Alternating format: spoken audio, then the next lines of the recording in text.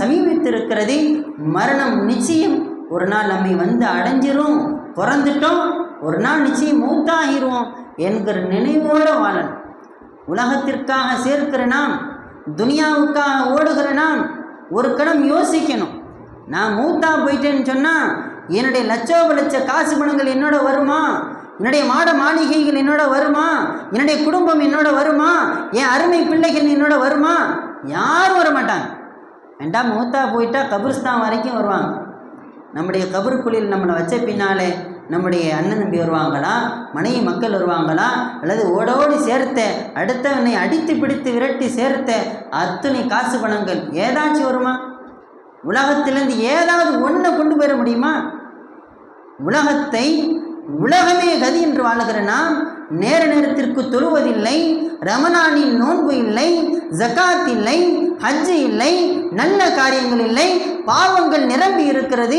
நம்முடைய வாழ்க்கையில் பெற்றோர்களை மதிப்பதில்லை, மனைவி மக்களை கண்டு கொள்வதில்லை, அண்டை வீட்டாரை உதாசீனம் செய்கிறோம். எல்லா விதமான பாவங்களை நிரம்ப செய்திருக்கிற நாம் நம்முடைய கபூர்க்குழியை சந்திக்க இருக்கிறோம். எதை கொண்டு போயிட முடியும்? மிஞ்சி போனால் உலகத்திலேருந்து நம்ம எடுத்துக்கிட்டு போகிறா இருந்தால் ஒன்றே எடுத்துக்கிட்டு போகலாம். என்னத்தை எடுத்துகிட்டு போகலாம்? கஃபன் துணியை வேண்டாம் எடுத்துகிட்டு போகலாம். கஃபன் துணியை மாத்திரம்தான் எடுத்துகிட்டு போக முடியும்.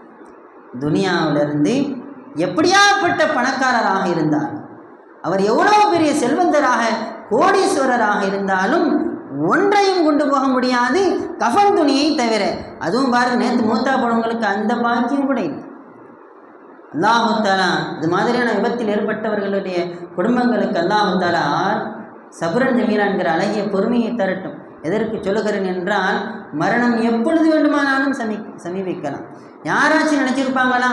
அதுவும் அந்த விமானம் போய் விழுந்துச்சே, அந்த காலேஜினுடைய அந்த ஹோட்டல் மெஸ்ஸில் அங்கே சாப்பிட்டவங்க பயணித்தவங்க யாராச்சும் நினச்சிருப்பாங்களா என்னுடைய கடைசி பயணம் இதுவாக தான் இருக்குண்டு? அல்லது இங்கே சாப்பிட்டாங்களே அந்த ஹோட்டலில் அந்த காலேஜில் யாராவது என்னுடைய கடைசி உணவு இதுவாகத்தான் இருக்குன்னு நினச்சிருப்பாங்களா? எத்தனை கனவுகளோடு வாழ்ந்திருப்பாங்க. நம்மளும் அப்படி தானே எத்தனை கனவுகளோடு வாழ்கிறோம். மனைவி மக்களோடு அப்படி இருக்குன்னு நினைக்கிறோம். தொழில் துறைகளில் கட்டி பறக்கணும்னு நினைக்கிறோம். ஆனால் நமக்கான நேரம் ஒன்று இருக்கிறது.